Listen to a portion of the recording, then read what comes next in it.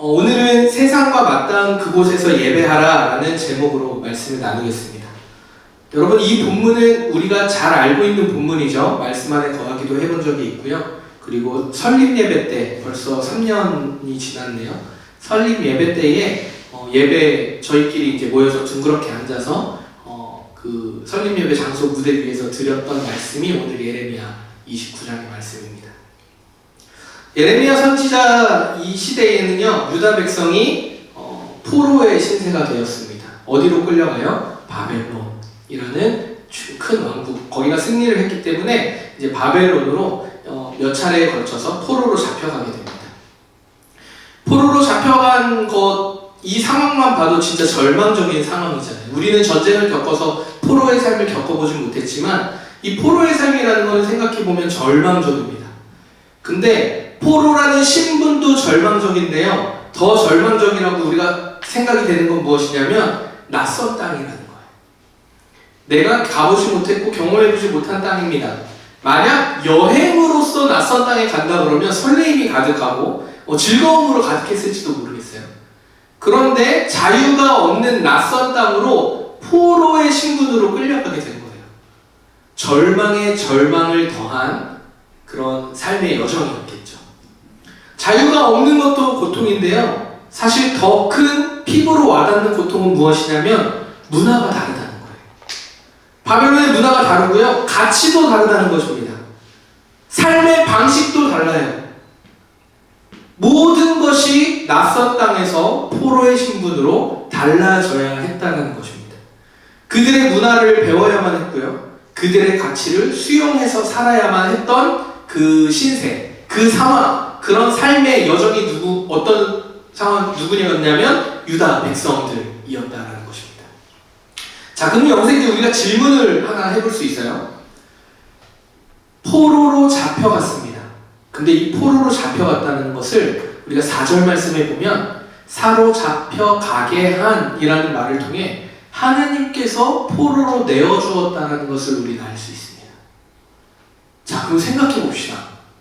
포로의 삶이 지금 우리가 설명드렸던 것처럼 이렇게 절망적인데 왜 포로로 잡혀가야만 했을까요?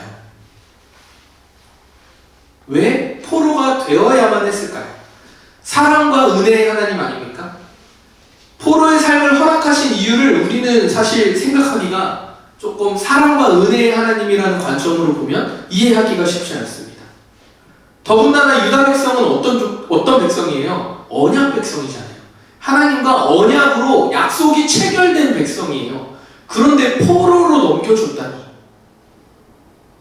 이거 도무지 이해하기가 어렵죠. 우리가 알고 있는 하나님은요, 변화없으신 분이에요. 영원하신 분입니다. 그쵸? 영원 가운데 반드시 약속을 지키시는 분이에요. 그런데 유다 백성을 바벨론의 포로로 보냈다라는 게 하나님의 약속에 분명히 우리가 믿음으로 볼 때 여정 중에 하나겠지만 왜 포로로 보냈냐는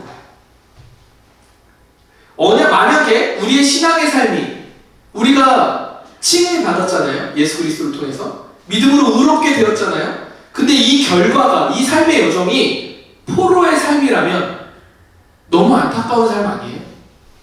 우리의 믿음의 여정이 포로의 삶으로 살아야 할 수밖에 없는 환경이라면 너무 절망적이지 않습니까? 그런데 아이러니하게도 지금 우리의 삶을 보면요, 유다 백성들이 포로로 끌려간 것과 마찬가지로 우리 또한 이 세상에 포로로 끌려온 것과 같은 시대를 살고 있지 않나? 라는 생각이 든다라는 거죠. 자유로운 것 같은데요, 자유롭지 않은 삶입니다. 사방에 눈이 있는 것 같아요. 그래서 사람들의 시선이 우리는 가장 두렵습니다. 이 옷을 입으면 괜찮다 할까? 제가 안경을 바꿨어요, 여러분. 안경을 바꾸면 뭐라 할까? 우리 애들은 하나같이 벗으래요. 별로래, 제발 좀 벗으래. 근데 어떻게 선물 받은 걸? 바꾸고 싶었는데 바꿀 수 있는 모델이 이거밖에 없어. 그래서 이렇게 이걸 쓸 수밖에 없었죠. 우리는 이렇게 자유롭지만 자유롭지 못해요. 안경 하나에도, 옷 하나에도, 머리 스타일 하나에도, 내가 가진 나의 집, 나의 차, 내가 가진 것, 이 모든 것들이 다 신경 쓰여요. 다른 사람들의 눈에. 뭐 이것뿐이겠습니까? 사회가 가지고 있는 가치와 문화 속에서 자유를 누리는 것처럼 보여도 모든 게 제한되어 있습니다. 원하지 않아도요, 사회라는 어떠한 조직 속에서 요구하는 것들을 강요받아 왔어요. 어쩔 수 없이 맞춰야 했고요, 살아내야 했다는 거예요. 그게 이 시대에 우리가 살아가는 포로된 삶의 모습이지 않은가라는 생각이 듭니다. 그런데 여러분, 이것을 끊어낼 수 있습니까? 생존을 위해서는요, 맞춰야 돼요. 살아야 됩니다. 쉽게 말해서 먹고 살려면 어쩔 수 없다는 얘기예요. 포로의 삶과 마찬가지예요. 그냥 먹고 살려면 그 낯선 땅에서, 그 낯선 회사에서, 그 낯선 관계에서, 불편한 관계 속에서 살려면 해야 돼요. 이게 포로가 아니고 무엇이겠습니까? 돈의 포로가 되었고요, 명예의 포로가 되었습니다. 사람들의 관심을 기대하는 포로가 되었고, 사람들의 인정에 목마른 사람들이 되었습니다. 아마 조금씩은 다를 수 있을지 모르겠지만 아마 저마다 가지고 있는 무언가에 붙잡혀 있는 포로된 모습을 스스로가 알 거예요. 그런데 정말 아이러니한 게 바로 이 포인트라는 거예요. 그런데 이것이 하나님의 뜻이라면 너무 절망적이지 않습니까? 유다 백성이 딱 그 마음이었을 거예요. 야, 내가 포로까지 잡혀왔는데 이게 하나님 뜻이라고? 그러면 이 정도의 말이 나오지 않을까요? 아, 내가 믿었던 하나님 잘못된 건가? 내가 알고 있는 하나님 잘못된 거 아니야? 혹시 내가 가진 믿음 가짜 아니야? 내가 알고 있는 성경 가짜 아니야? 내가 뭔가 잘못 알고 있나? 이런 질문 안 던질까요? 조금 더 극단적으로 생각하면 하나님 다 거짓 아니야? 이런 질문까지도 나올 수 있겠죠. 하나님께서 포로로 잡혀가게 하신 이유는요, 불순종의 삶을 심판하시고 회복시키기 위해서 포로로 잡혀가게 하셨습니다.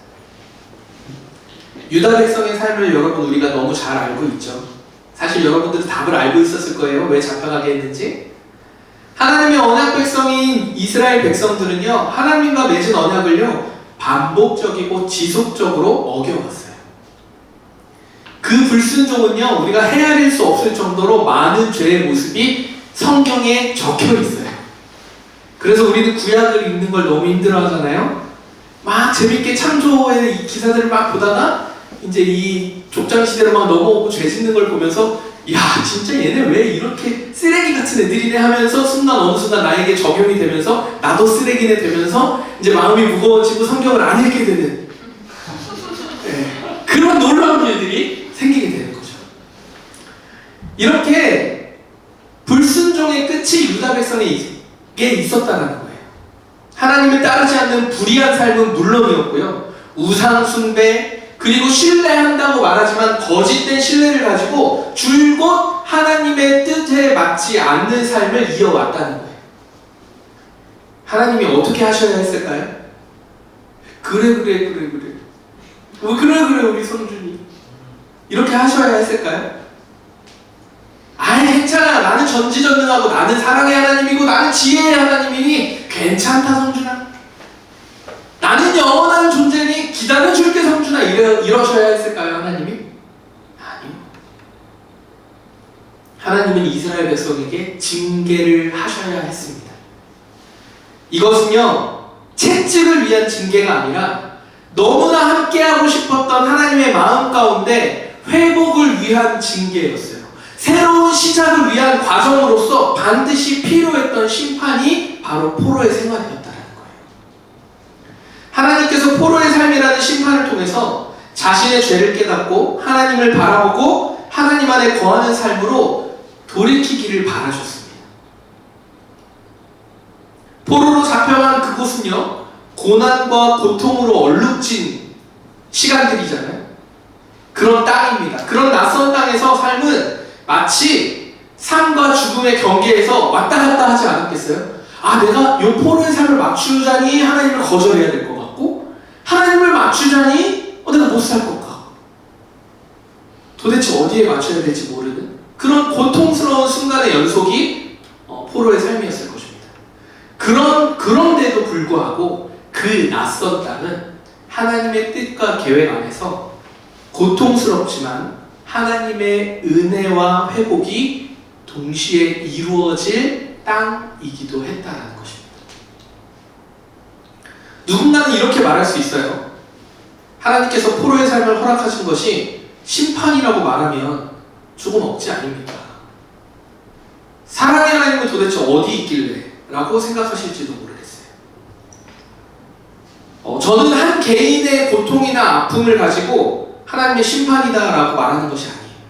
그것은 저는 몰라요. 하나님의 뜻을 알 수 없습니다. 목사니까 갑자기 귀에다 대고 성준아 이건 하나님의 뜻이야. 저에게 그런 적이 단 한 번도 없으세요.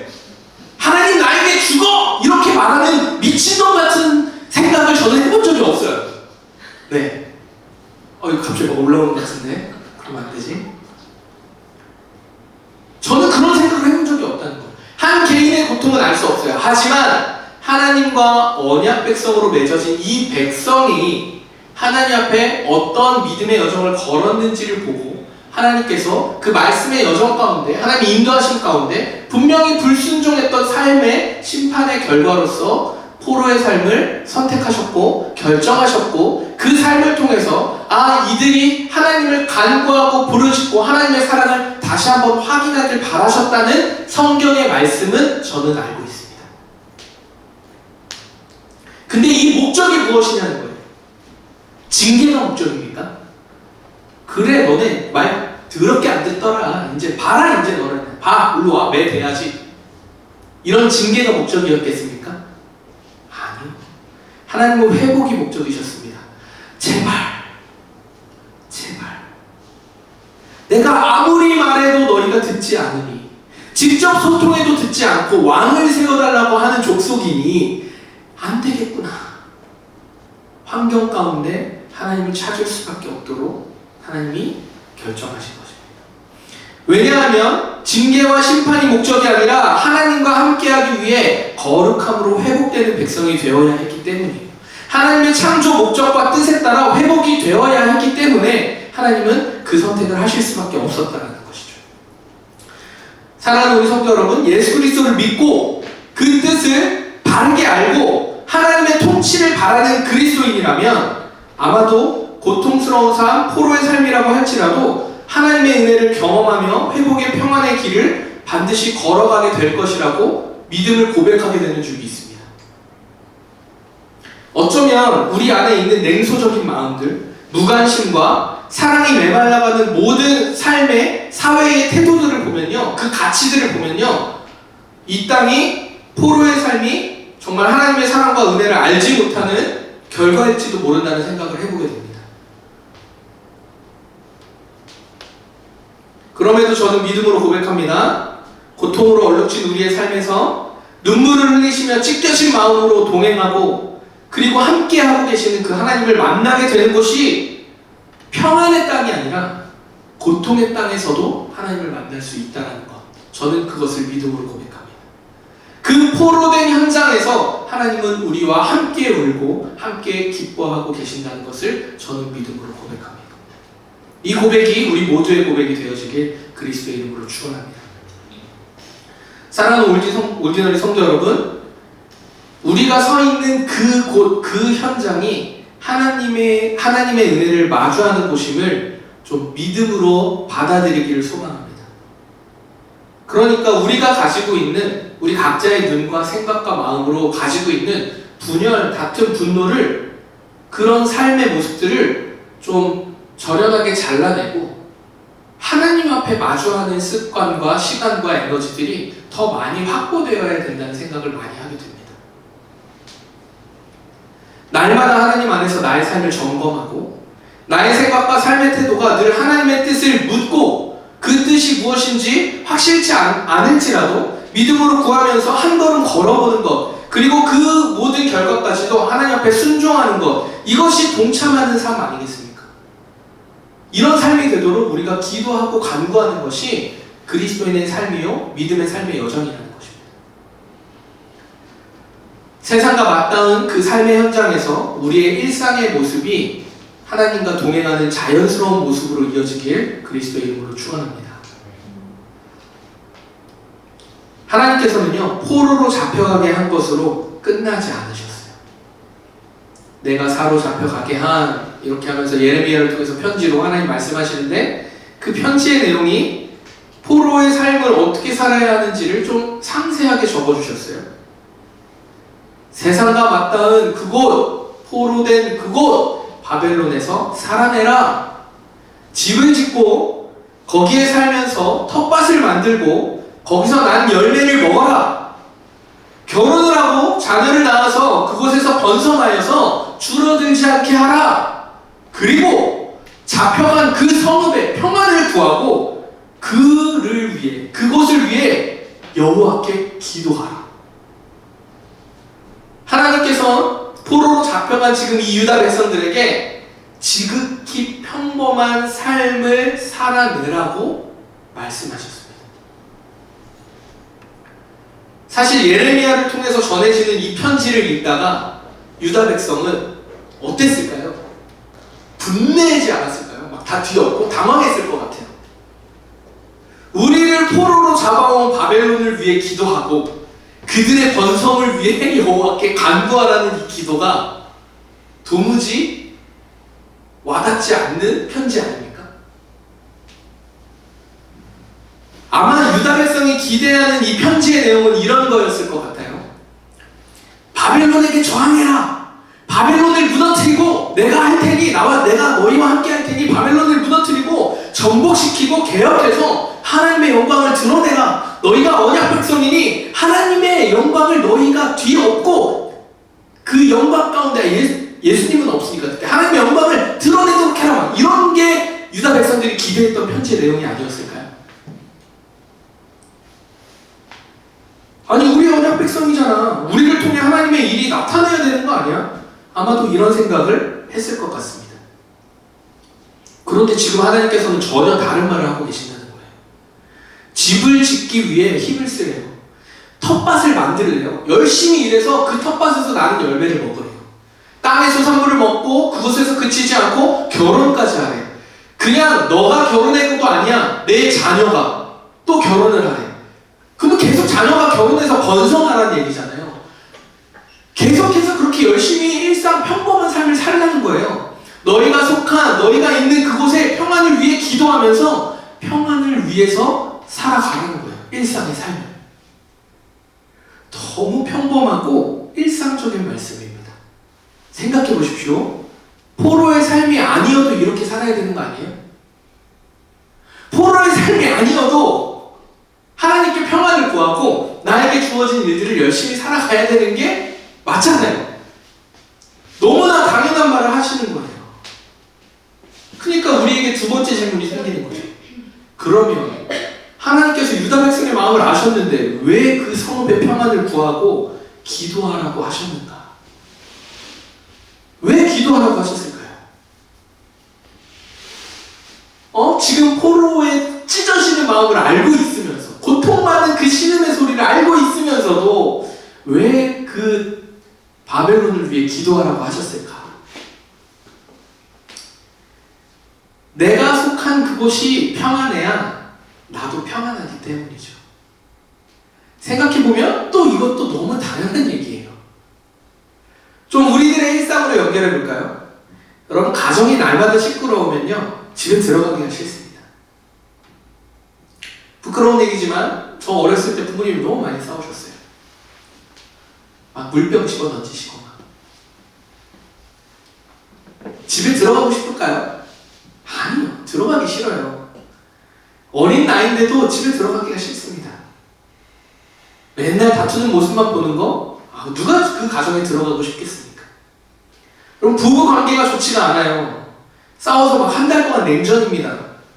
겉은 괜찮아 보이는데 말하지 않지만 속 막 썩어 들어갑니다. 부부가 안식해야 될 그 집이 평안하겠습니까? 그러니까 늦게까지 야근하는 거 아니에요? 그런 얘기가 있더라고. 저는 그걸 잘 모르는데 거기 얘기하는 거 아니고 왜 서로 쳐다보지 말고 아니 무슨 마녀 과장님들 뭐 이런 얘기 있잖아요. 집에 들어가면 반겨주는 사람이 없어서 나는 그냥 일한다 뭐 이런 얘기가. 집이 평안하지 않으면, 부부 관계가 좋지 않으면 집에 들어가고 싶지 않아요. 평안하지 않으니까. 연인과 친구 사이도 마찬가지죠. 여러분, 회사는 또 어떻습니까? 회사 사업이 잘 안 돼요. 그럼 사장 마음이 어떻습니까? 얼마나 힘들겠어. 그쵸? 근데 이 사장이 맨날 직원들 앞에서 아이고 나 죽네 하면서 막 직원들 괴롭히고 일 안 한다고 막 핀잔 주고 스트레스 주고 막 회사 그 직원들 목줄 잡고 막 너 사내 죽네 막 이러고 잘려 말어 이러면 그 회사 다니고 싶을까요? 안 다니고 싶죠. 마지못해 살고 싶어 나가는 것 뿐이지. 당장 생활비가 없으니까 나가는 것 뿐이지. 로또라도 당첨되면 내가 그 회사 다니겠어? 한 10억 주고 나오지 않겠어? 사장님 힘드세요? 제가 10억 드릴게요. 이러고 나오지 않겠어요? 근데 회사에서 또 직원끼리 관계도 안 좋네? 부서의 이해관계 때문에 회사가 막 커지니까 실적은 내야 되고 인정은 받아야 되니까 부서들의 이해관계 때문에 막 힘싸움하고 겨루기하면 그 회사 오래 다닐 수 있어요? 그 스트레스 감당할 수 있어요? 결국 그게 안 되니까 어떻게 합니까? 야, 회사 생활은 적당히 하는 거야. 적당히. 아무런 기대와 소망 없이 월급 내 통장에 꽂히길 기대하면서 눈 뜨고 회사 가고 적당히 잘 버티고 그리고 내가 남는 워라밸 지켜가면서 내 남는 시간에 나를 위한 시간으로 다 채워내고 이게 우리의 이 시대가 많은 것을 보게 하는 우리 현장의 모습들 아닙니까? 우리가 속하고 세상에 맞닿아 있는 그곳이 평안하지 않으면요 어디도 평안하지 않습니다. 가정이 평안하지 않고요 관계가 평안하지 않고요 교회가 평안하지 않으면요 나도 평안하지 않습니다. 이처럼 내가 속한 곳, 내가 있는 곳에 평안을 구하고 기도하는 것은요 너무 당연한 일이라는 거예요. 내가 평안해야 되니까. 그래서 여러분 평안을 구하는 것도요 평안을 위해 여호와께 기도하는 것은요 믿음의 행동입니다. 믿음의 행동이에요. 내 힘으로 안 된다는 것을 인정하고 알기 때문에 하나님이 구하고 기도하라는 거예요. 나 혼자 평안해야지 할렐루야 당신을 사랑합니다 이런다고 저 사람이 나한테 나 당신 사랑해 이래요. 그렇지 않잖아요. 말할 수 없는 뭔가 논리적이지 않아도 말할 수 없는 갈등 관계 때문에 마음이 쉽게 열리지 않잖아요. 그래서 평안을 구하는 거 기도하는 것은요 믿음의 행동입니다. 근데 여기서 놀라운 비밀이 있다는 거예요. 하나님께서 그 성읍의 평안을 구하고 기도하라고 하신 이유는 오늘 말씀에 적혀 있는 것처럼 나도 평안해야 되기 때문 이 이유만으로 성읍의 평안을 구하라고 하신 것은 아니라는 거예요. 그러면 어떤 건가 볼까요? 우리 하나님은 어떤 분이죠? 전능하신 분이죠. 나의 하나님이시기도 하지만 온 인류의 하나님이시기도 합니다. 곧 유다 백성의 주권자이기도 하지만 바벨론의 주권자이기도 합니다. 바벨론은 지금 하나님을 몰라서 지네가 잘나서 강국이 되어서 유다를 멸망시킨 걸로 알고 있지만 사실 하나님의 계획 속에 있는 거잖아요. 그러니까 나의 하나님과 동시에 그 누군가 당신의 하나님이기도 한 거예요. 내 편이 되어 주었으면 하는 하나님이지만 상대편의 하나님이기도 하신 거예요. 포로로 잡혀간 유다 백성이 포로의 삶이지만 최선을 다해서 평범한 일상을 말씀대로 살아낸다고 생각해 보십시오. 평안을 위해 구하고 기도하는 모습을 잡아온 바벨론 사람들이 봤어요. 근데 이들이 잘 살아가는 거야. 어떨까요? 벌레 같은 놈들 이러면서 짓밟을까요? 물론 그럴 수도 있겠죠. 그 중에 한 명이라도, 그 중에 한 가정이라도 정말 하나님의 은혜 가운데 그 평범한 일상의 특별한 은혜를 누리며 살아가는 가정과 한 영혼을 본다면 바벨론 사람 중에 마음이 움직이는 사람이 단 한 명이라도 두 명이라도 없을까요? 있겠죠. 바벨론 성읍에 있는 사람들과 바벨론 사람들과 유다 백성은 이제는 뗄래야 뗄 수 없는 관계가 된 거예요. 세상 가운데 마주하는 관계가 된 겁니다. 싫어도 같이 살아가야 해요. 그들의 삶과 구분지어 살 수가 없습니다. 그러니까 바벨론은 똑똑한 사람들을 먼저 포로로 붙잡아서 동화 정책을 펼쳤더라고요. 자기의 문화를 익숙하게 해서 얘네 똑똑한 애들이 자기의 문화의 일부에 기여하게 하기 위해서. 이제는 그들과 삶을 구분해서 살 수가 없어요. 유다 백성은 주어진 삶을 성실하게 살되 하나님의 뜻을 놓고 구하고 평안을 위해 기도하는 삶을 살아야만 했어요. 그렇게 살 때에 유다 백성도 하나님의 은혜로 회복되지만 바벨론도 하나님의 살아계심을 알게 되어서 모든 이방 나라의 온 인류의 온 우주 만물의 주인이 하나님이신 것을 깨닫게 되는 거예요. 내 평안만을 위해서 하나님이 평안을 성읍을 위해서 기도해라라고 하신 게 아니라는 거예요. 그것도 맞지만 본질적으로 하나님의 원래 큰 뜻은 온 인류 안에 하나님의 영광이 드러나야 했기 때문에 이방 민족이나 유다 언약 백성이나 모두가 동일하게 하나님의 뜻을 알고 하나님의 영광을 드러내야 했기 때문에 성읍의 평안을 구하라고 하신 겁니다. 쉽게 얘기하면요, 사랑의 방법으로 전쟁을 치르게 하신 거예요. 총과 칼과 방패를 들고 바벨론을 뒤집어 엎으라고 하신 게 아니라는 거예요. 사랑으로, 가진 마음으로, 포로로 잡혔지만 내가 너희를 용서한 것 같이 너희도 그들 안에 섞여서 용서하는 마음으로 그들 안에 그리스도인의 마음을 품고 살라는 얘기입니다. 유다 백성의 평범한 삶의 특별한 은혜를 누리는 삶이 곧 하나님의 주권과 사랑을 나타내는 일이 되어야 했던 것이죠. 하나님께서 바라셨던 것은 포로의 삶을 통해서 유다 백성과 바벨론 모두를 사랑으로 인도하기를 바라셨습니다. 하나님께서 바라시는 것은 우리의 삶을 통해서 나와 나의 가족, 나의 친구, 나의 이웃을 사랑으로 인도하기를 바라십니다. 사랑하는 우리 올리너리 성도 여러분, 우리의 삶은요, 세상과 분리될 수가 없어요. 교회에 오면 다른 세상 같잖아요. 여기는 말이 좀 통하잖아요. 성경의 가치가 통하잖아요. 그런데 한 발자국만 걸어서 나가면 대화가 안 되는 사람들이 있잖아요. 그런데요, 여기도 하나님이 거하시는 곳이지만 거기도 하나님이 거하시는 곳입니다. 우리의 구원과 이 땅에서의 나의 평안을 위해서 하나님이 일하시는 게 아니라는 거예요. 하나님의 뜻과 목적에 따라 우리 모두가 하나님의 백성으로 사랑과 은혜를 누려야 합니다. 그것이 하나님 나라예요. 우리가 속한 그곳에서 우리는 예배의 삶을 살아야 돼요. 여러분, 예배를 한번 생각해 보십시오. 예배 시리즈 저희가 재작년에 제가 나눴지만, 여러분, 예배는요, 예배를 드린다는 것은 주일 공동체가 오늘처럼 함께 모여서 드리는 것도 예배입니다. 공동체 예배죠. 그리고 개인의 삶에서 말씀을 묵상하고 큐티하고 기도하고 개인의 경건의 예배도 예배입니다. 그리고 우리에게 주어진 일상의 삶을 열심히 살아내는 것 또한 하나님을 예배하는 삶임을 잊지 않으셔야 합니다. 모든 일을 주께 하듯 하라. 우리가 보내진 그곳이 예배의 현장이라는 거예요. 거기에 말이 통하지 않고 대화가 되지 않고 성경적 가치가 맞지 않아도 그것은 예배하는 자리라는 거예요. 그 말로 우리가 대화할 수는 없지만 몸으로 내가 속한 나의 정체성을 가지고 대화할 수 있는 길과 문화를 만들어내는 것이 우리가 해야 할 일들이라는 거예요. 그래서 제가 계속 말씀드리잖아요. 할 수 있다면 회사에 신우회를 세워라. 기도회를 만들어라. 믿는 자들을 찾아라. 대화가 되는 자들을 찾아라. 세상과 맞닿은 그곳을 축복하는 올디너리 교회가 되기를 간절히 소망합니다. 포로의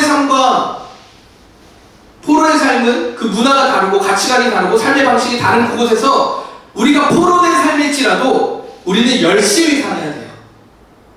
그리고 하나님께 평안을 구하고 간구하고 기도해야 합니다. 너무 단순하죠? 이 단순한 오늘의 말씀이 우리가 살아가는 삶의 방식이 되어지길 그리스도의 이름으로 축원합니다. 다만 문제가 있어요. 문제가 뭔지 아세요? 이 시대는요, 한계가 없다는 거예요. 욕심과 욕망의 한계가 없고요. 끝이 없어요. 어딜 가나 그렇습니다.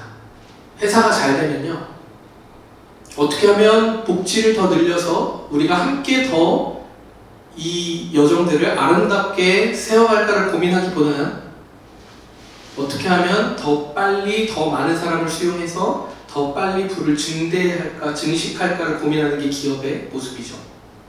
같이 일하고 고민했던, 애써왔던 사람들과 관계하면서 함께 묻고, 모르겠어요. 제가 회사를 세워보지 않아서 모르겠지만 저는 세상이 그렇게 흘러간다고 생각해요.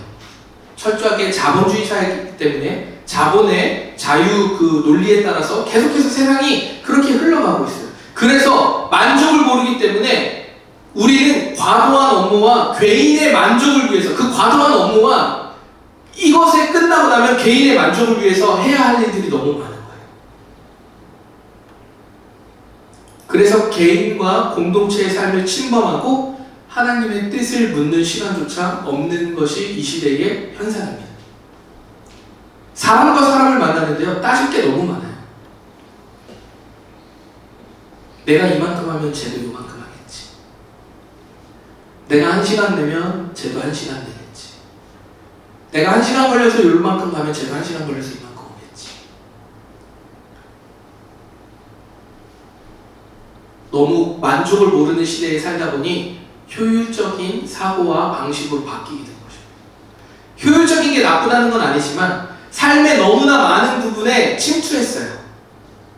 그래서 모든 것을 데이터와 평가하기 시작했습니다. 심지어 사람과의 관계도.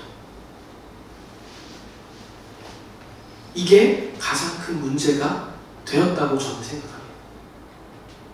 바라는 것은 새해에는요, 자신을 좀 돌아보고 세상과 맞닿아 있는 그 현장을 돌아보고 평안을 구하고 기도하는 삶이 되길 소망합니다.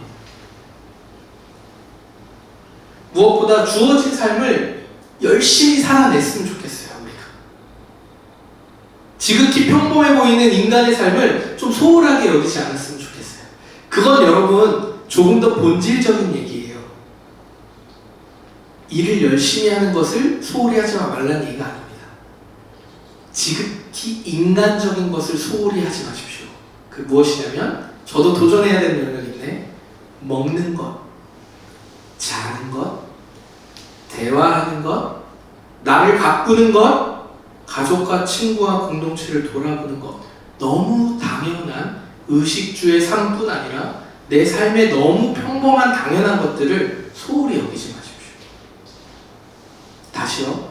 먹는 것, 자는 것, 대화하는 것, 나를 가꾸는 것, 가족과 친구와 공동체를 돌아보는 것, 이 모든 것이 익숙하게 또 즐거이 할 수 있는 그런 일상이 되어지길 간절히 바라고 소망합니다. 말씀을 정리하겠습니다. 모든 일을 주께 하듯 하는 삶을 살아갑시다. 개인의 예배, 공동체 예배, 삶의 현장 모든 곳이 예배의 삶이 되기를 소망합니다.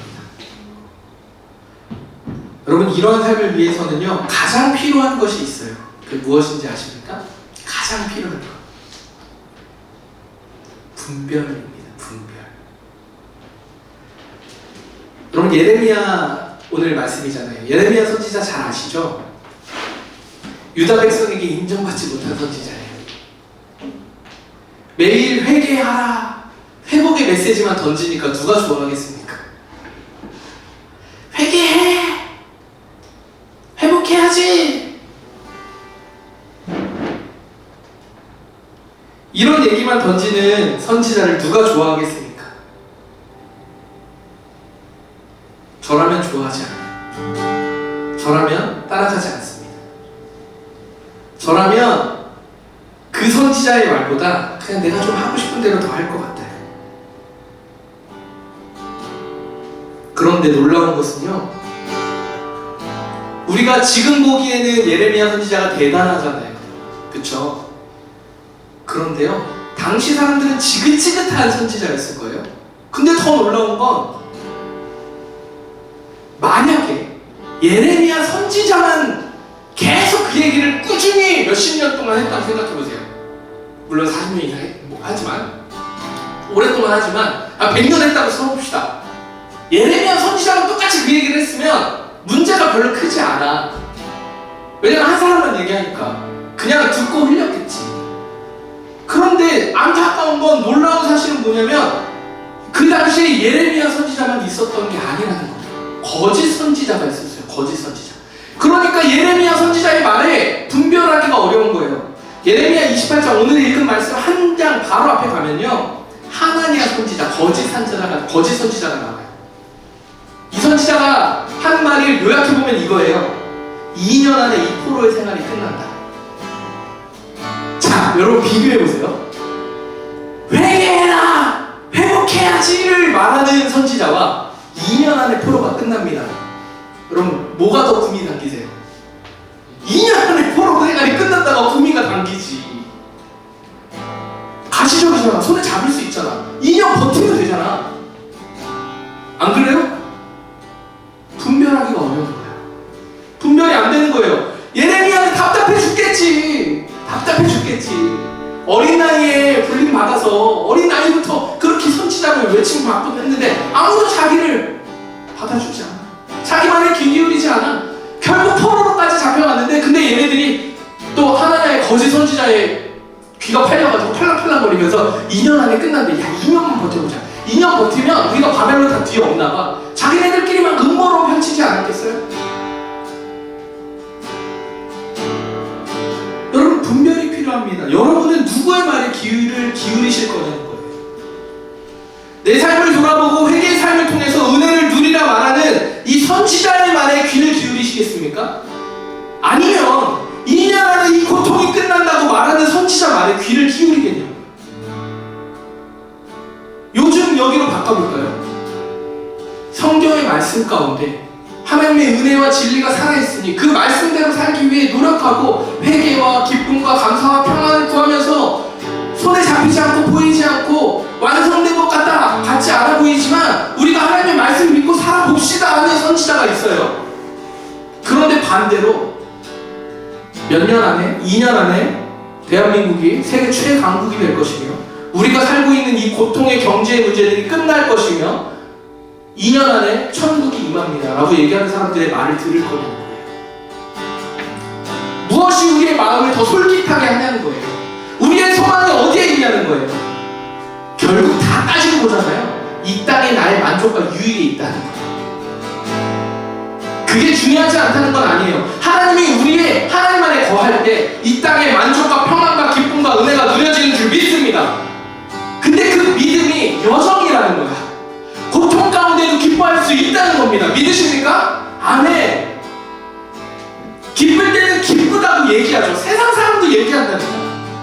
고통 가운데 기뻐할 수 있는 건 그리스도인의 특권입니다. 그러니까 그 당시 유다 백성들이 많이 혼란스러웠을 거예요. 그래서 쉬운 길을 아마 택했을 거예요. 그래서 예레미야 선지자가 편지를 보내는 겁니다. 하나님의 은혜를 누리는 삶은 여정임을 기억하시길 바랍니다. 평범한 일상을 잘 살아내고 그 안에 예배하며 특별한 은혜를 누리는 것입니다. 예레미야 선지자의 말씀처럼 말입니다. 세상과 맞닿은 우리의 삶의 현장은요, 수많은 소리로 가득 차 있어요. 조미료가 가득 처진 성공 이야기가 우리의 귀를 솔깃하게 해요. 아, 이렇게 하면 조금 성공할 수 있어요. 조미료는 없을지라도 오직 부의 증대만을 목적으로 하는 이야기로 가득합니다. 우리가 세상과 맞닿은 그곳에서 예배하는 이유가 바로 이것이라는 거예요. 하나님의 앞서 일하심을 믿고 분별하고 그 뜻에 동참하기 위해서 세상과 맞닿은 그 현장에서 우리는 참된 은혜와 평안을 구해야 하는 거예요.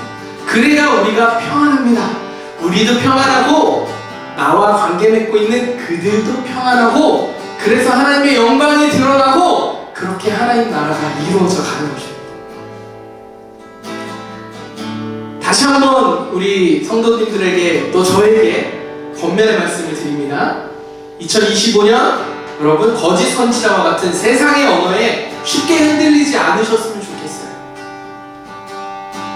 곱씹고 되뇌이고 분석하고 고민하여서 내 삶에 일어나는 수많은 일들 가운데 이것이 하나님의 뜻인지 아닌지 분별하기 위해 애써 보십시오. 쉽게 결단 내리고 쉽게 정리하고 빠르게 정리해서 만내 아래 하시지 마시고 붙들고 곱씹고 기도하고 간구하고 하나님의 뜻이 맞는지 묻고 걸어보고 또 다시 묻고 그렇게 해서 천천히 가도 괜찮아요. 그렇게 우리의 삶에 적용해야 합니다.